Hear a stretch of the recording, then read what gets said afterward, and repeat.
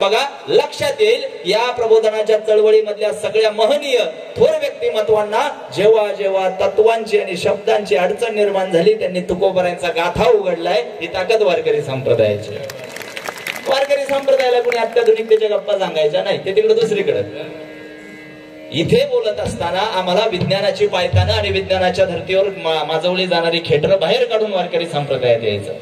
आणि पुन्हा मी त्याच धर्तीवर येऊन तुम्हाला सांगतोय की हे अभंगातलं विज्ञान आम्हाला आज समजून घेणं गरजेचं आहे की मोक्ष मिळवायचा आहे, हो मिळवायचा आहे। कधी दीप गेल्यावर कैचाची प्रकाश या विज्ञानाच्या धर्तीवर मिळवायचा आहे। अंधार झाल्यानंतर मोक्षाची गोष्ट नाही करता येणार। सगळेच दिवे फडफड करूनच विजतात असं नाही, अचानकही विजते। तो दिवा विझायच्या अगोदर आम्हाला प्रयत्न केला पाहिजे। माऊली तो प्रयत्न आम्ही जिवंतपणे का केला पाहिजे याचं कारण माऊलीने आजच्या अभंगाच्या 3ऱ्या चरणामध्ये